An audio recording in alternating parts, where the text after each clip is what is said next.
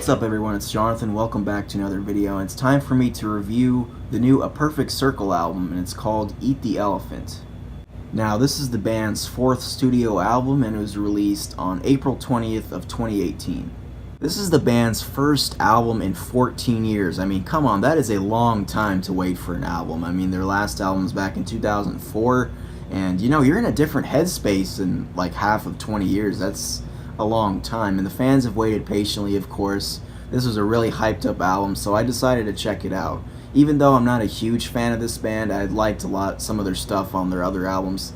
Definitely have to give them more listens for sure, but I just decided to listen to this album. Of course, Maynard James Keenan, the frontman of Tool, frontman of A Perfect Circle, has a very creative writing style. He has a very unique voice as well. So overall, how does this album do, and is it worth the 14-year hype? To be honest, when I first listened to this album, I really did not like it that much. I mean, there was a couple tracks here and there that I did like, but I just decided to listen to it some more, and I have to say it has grown on me quite a bit. I do understand, I guess, what they were going for on here. This album is very mellow compared to their older albums, and I guess that's what kind of threw a lot of people off. There's a lot of, very soft moments on this record, and there's not really any heavy moments at all. Songs like Talk Talk and By and Down the River are great examples of songs that are actually, they build to a climax, and they're just really great tracks. I'm really going to be coming back to these a lot.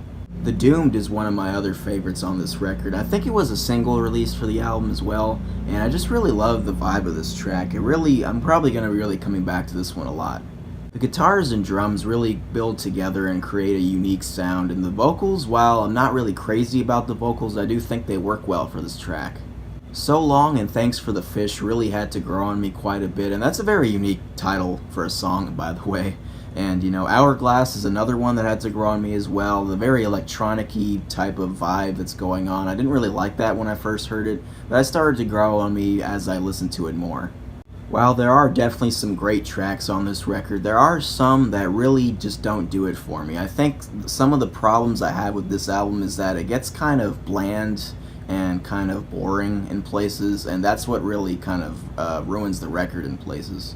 Like, for example, the title track, which is the opener for this album, I'm not really connecting with this one all that much. I think this was not a good idea for an album opener. It's kind of boring and bland, and I guess I can see some people liking this, but for me personally, I don't really see myself liking this anytime soon. The closer on this album is probably my least favorite on the album, next to Eat the Elephant. I'm just not really connecting with this one at all either. It's just not a really great way to close the album in my opinion, and I just don't see myself coming back to this at all. There's nothing really memorable there for me. But overall, I do think this is a pretty good album, and like I said, there are places in the album where it's very boring and kind of mellow and bland, and some of the songs just don't really work for me personally. If you want to see my favorites and least favorites, they'll be in the description down below. But I do see what the band was going for here. I do like a lot of the lyrics. They're very deep stuff, and it does really help a lot of these tracks.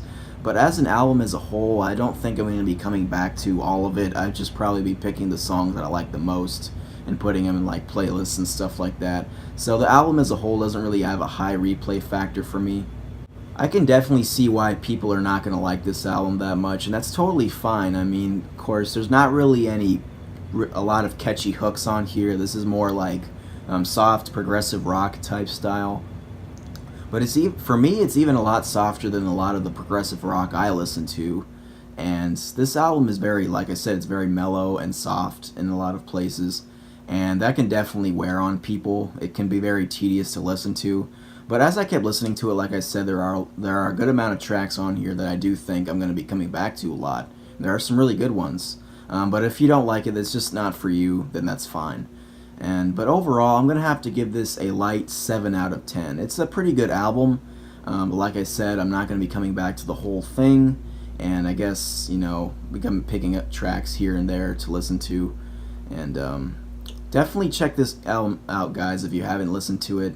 I definitely recommend it to anyone who's a fan of this band, a rock fan, I guess, as well. Metal fans, I'm not sure if you like this album that much, but if you're open to anything, definitely check it out. But anyways, thanks for watching, you guys. I hope you enjoyed this review. I know these reviews are going to get a lot shorter, like this one was. but that's all I can really do for now, so I hope you guys enjoyed it anyway. But yeah, stay tuned for more videos. Leave a like, subscribe, share this with any fans of the bands or any fan that might like watching this review. And definitely check out my other reviews and videos, and I'll see you guys in the next one. Take care.